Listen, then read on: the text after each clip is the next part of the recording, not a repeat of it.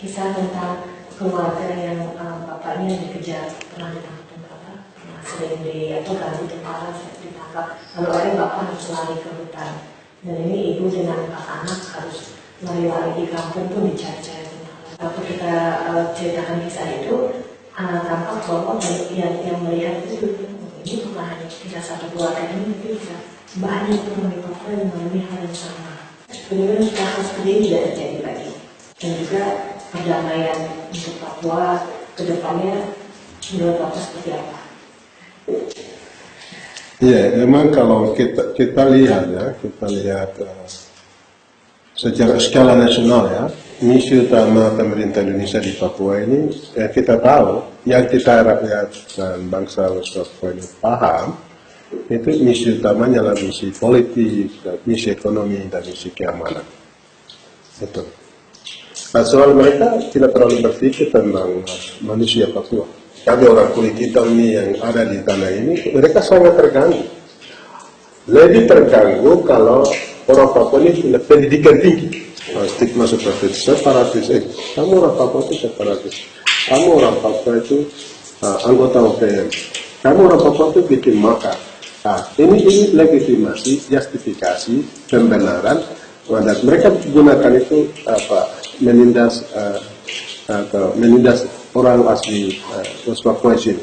Itu yang terjadi, ya. Itu sudah sejak tahun 60-an. Yang seperti pertanyaannya, langkah-langkah apa yang harus ditempuh? Ya, itu proses perlu ada didialogkan, dikomunikasikan masalah ini. Kami sebagai gereja itu terus-menerus bicara dari dulu, secara konsisten, terus-menerus berbicara bahwa segera pemerintah Indonesia duduk dengan perwakilan rakyat West Papua ini untuk dialog, untuk menyelesaikan persoalan-persoalan di Papua. Tapi itu belum pernah terjadi sampai hari ini. Papua ini daerah pendudukan dan penjajahan dengan tujuan untuk menguasai sumber daya alam. Yang kita lihat seperti tambang, ya, di Tembagapura itu Freeport itu, ya, emas dan macam-macam itu di Sorong, di BP sana. Jadi mereka tidak terlalu pusing dengan manusia. Dan manusia itu bila perlu ditiadakan lah. Dengan cara itu kejar laki-laki yang berpotensi melawan supaya dengan mudah mereka menguasai tanah dan memperoleh sumber daya alam yang ada. Itu yang misi yang kami sadar seperti itu. Banyak orang-orang Papua yang takut berkata bahwa ini menjadi. Setuju. Sudah situasinya kejam begitu, bagaimana brutal begitu, bagaimana. Jadi setiap orang mengatakan kebenaran, ya mereka mempertahankan hak tanah mereka, warisan leluhur mereka. Kata saya, kamu melawan negara, melawan pembangunan negara, melawan pemerintah yang sah. Ini sepertinya itu jadi benar begitu, dan itu sudah menjadi ketakutan yang luar biasa, trauma yang sudah terbangun lama, sehingga membuat orang membisu dan diam dan tidak berani. Tapi pada sekarang bukan saatnya lagi. Kami gereja harus bicara yang menghargai martabat manusia. Perjuangan mereka kami harus hargai. Lalu yang kedua, kami sudah sekolah. Kami sudah banyak belajar sejarah perjuangan Soekarno melawan Belanda, melawan Jepang. Kami sudah belajar dari dia. Ya, dan kami banyak belajar baca buku-buku. Bagaimana perjuangan yang dilakukan oleh kulit hitam di Amerika Serikat, di Amerika Latin. Dan kita belajar lagi di bagaimana perjuangan Afrika Selatan dan melawan apartheid. Menyadarkan kami bahwa ada penjajahan, ada penindasan, ada represi yang dilakukan oleh negara menggunakan kekuatan negara. Nah, ini. Jadi sekarang sudah saatnya untuk kita duduk berundi. Rakyat West Papua atau bangsa West Papua dengan bangsa Indonesia sudah saatnya mereka duduk berundi. Jadi kan untuk dialog Pak, dengan Jokowi berusaha untuk bersama, tapi sampai sekarang sebenarnya tidak terjadi ya. Menurut Bapak bagaimana cara supaya itu bisa terjadi? Dulu waktu kami minta untuk dialog kepada pemerintah Indonesia, mereka selalu bilang, dengan siapa? Yang perwakilan orang Papua yang mana? Tapi hari ini rakyat dan bangsa Papua mereka sudah bersatu. United Liberation Movement for West Papua, UNWP. Sudah jelas, clear. Sekarang pemerintah harus bicara dengan dia. Dan pemerintah Indonesia tidak bisa katakan itu kelompok yang ada di luar negeri. Saya sebagai salah satu pemimpin umat Tuhan, seorang gembala pemimpin gereja di Papua, saya mau sampaikan bahwa UMWP itu payungnya resmi politik perjuangan rakyat dan bangsa West Papua. Dan pemerintah Republik Indonesia mau dan tidak mau berunding dengan dia kalau persoalan Papua mau diselesaikan. UMWP itu United Liberation Movement West Papua itu tidak hanya didukung LSM-LSM, tapi didukung oleh negara-negara berdaulat. Bahkan Vanuatu sudah memberikan tanah dan ketu sebagai perwakilan bangsa West Papua. Itu katakan itu kedutaan yang pertama. Lalu kita lihat juga dukungan dari Solomon Islands. Kita lihat dari dukungan dari Tuvalu, dari Nauru, Marshall Islands ya. Jadi dia tidak bisa katakan itu negara-negara kecil. Tidak. Menurut kami bukan masalah negara kecil dan negara besar. Tapi dia adalah negara-negara berdaulat. Yang pertama, seperti Indonesia juga negara berdaulat. Yang kedua adalah dia adalah negara anggota resmi PBB. Seperti Indonesia juga anggota resmi PBB. Yang ketiga, anggota Perserikatan Bangsa-Bangsa di PBB akan dengar, walaupun itu negara kecil. Anggota PBB seperti negara yang punya hak veto seperti Rusia, seperti Amerika, seperti Inggris, dia tidak bilang, ini negara kecil dia. Tidak. Seluruh negara sekitar 100 lebih negara anggota itu akan mendengar. Sekarang sudah waktunya Indonesia berunding dengan United Liberation Movement West Papua. Yang bagian yang saya mau kasih tahu di sini, persoalan Papua untuk diselesaikan itu bukan dengan pembangunan infrastruktur. Dia bilang harus membangun jalan, membangun jembatan, atau seperti Presiden kemarin, impresnya yang Presiden Jokowi sudah keluarkan Impres nomor 9 2017, lalu dia bilang harus membangun apa? Membangun rumah ex-OPE. Itu bukan solusi, itu kewajiban program pemerintah. Tidak ada hubungan dengan perjuangan West Papua Merdeka. Itu pandangan kami gereja. Apa yang kira-kira gereja Indonesia perlu lakukan supaya mendapat kembali kepercayaan dari masyarakat Papua? Sebenarnya Pak Jokowi itu punya niat baik secara personal. Orang hebat ya, sama kami harus akui jujur itu. Orang yang punya hati baik untuk membangun. Dia membebaskan tahanan politik, gerasi. Itu positif. Kenapa hal seperti itu tidak dilakukan terus-menerus? Ya, dan juga penyelesaian kasus-kasus pelanggaran HAM. Nah, siapa yang menembak mati Mahkota Buni? Itu di Siang Bolong. Sampai sekarang belum. Iya, itu Densus yang tempat mati. Kenapa Densus itu tidak ditangkap?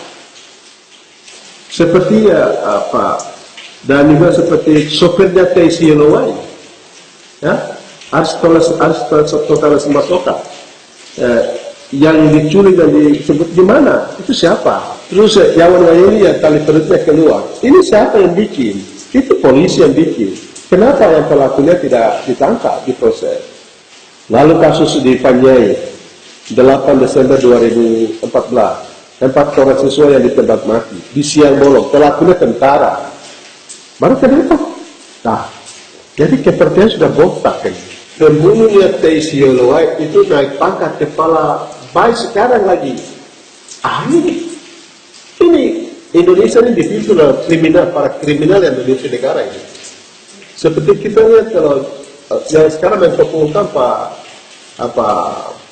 Wiranto ini kan itu termasuk kriminal ini. Bagi negara ini dipimpin oleh para kriminal. Kriminal Iya, kriminal perang. Bagaimana para kriminal itu pembunuh mau selesaikan kasus yang itu agak susah. Mereka mau kaburkan masalah itu. Negara ini kan dia selalu mereka promosikan. Persoalan West Papua itu masalah kesejahteraan. Orang Papua tidak minta makan minum. Sebelum Indonesia datang menduduki, menjaga atau merampok tanah ini, 8.000 tahun yang lalu orang West Papua pernah hidup tanpa Indonesia. Orang tua kami di sini hidup damai. hidup bermartabat, terhormat, ada pemimpin yang jelas, kesejahteraan. Tidak, orang Papua tidak pernah lapar. Rakyat dan bangsa Papua menuntut supaya hak politik mereka dihargai, masa depan mereka dihargai di atas tanah dan negeri mereka. Itu, gitu. Terima kasih Asma. Mungkin bapak juga mengatakan apakah memang beras itu atau raskin itu satu-satunya jawaban atau orang West Papua dulu itu tidak pernah kekurangan gizi. Sebelum Indonesia itu istilah kekurangan gizi itu tidak ada. Jadi itu kegagalan negara. Pemerintah atau negara tidak hadir. Dia tidak hadir sebagai sesama manusia untuk membangun manusianya. Tetapi dia hadir sewajah dalam wajah kekerasan militer, ya, keamanan, pendekatan keamanan, tempatkan orang Papua sebagai musuh negara, sebagai separatis, anggota OPM. Maka selama 50 tahun lebih, hampir 54 tahun ini, itu hasilnya. Jadi apa yang dibangun oleh Indonesia? Jadi sekarang Indonesia sudah bawa raskin, beras miskin. Orang Papua tidak miskin. Cara yang harus dilakukan adalah seperti dulu Belanda lakukan. Belanda itu mereka optimalkan atau maksimalkan potensi masyarakat itu. Jadi ekonomi mereka dibangkitkan. Dan mereka tidak bawa roti dari Belanda. Ini mesti belajar Indonesia. Kok Jawa ini, ya maaf, Jawa saya minta maaf. Tapi Indonesia ini bawa mereka punya beras. Ini sudah salah sekali. Yang ada itu, tanah mereka ada jadi tanah ubi, keladi, jagung, pisang yang itu dibangkitkan. Nah, untuk gizi itu bagaimana? Ternak babi yang baik, ikan bagaimana?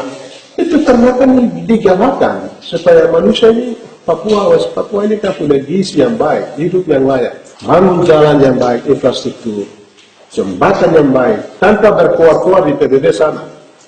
Nah, saya bikin jembatan, saya bikin jalan, sudah pergi bicara berkuar. Ini, minta maaf, ini negara model apa? Lucu. Amerika tidak promosikan infrastruktur, tidak bangun di PBB. Indonesia negara lucu sekali. Yang tentara bongkar jalan itu, dia baru bongkar saja, dia sudah pergi promosi di PBB.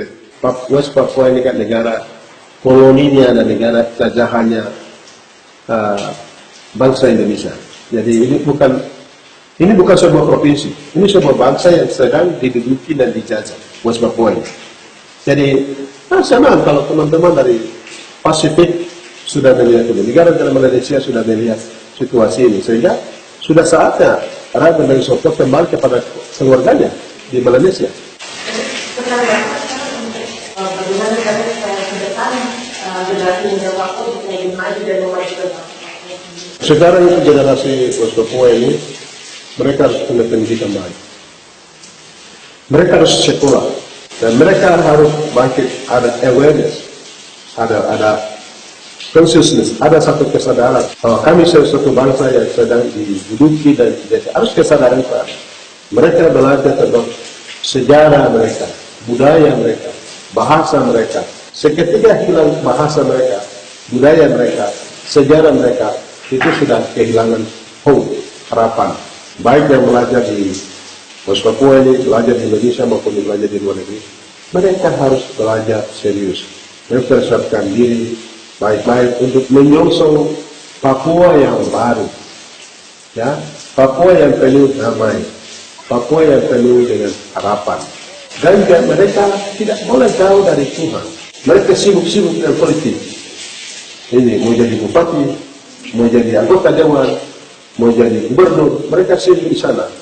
Dan mereka tidak melihat bagaimana mereka berdiri pada posisi mereka, bidang mereka, profesi mereka, dan hal lain yang pemuda yang harapkan itu adalah mereka mendidik teman-teman Indonesia. Generasi yang muda itu mereka akan muncul dengan pikiran-pikiran yang baru. Supaya teman-teman Indonesia juga sekarang harus ada mengerti persoalan Papua dan mendukung perjuangan keadilan, perdamaian, menghargai masyarakat manusia dan masa depan yang baik.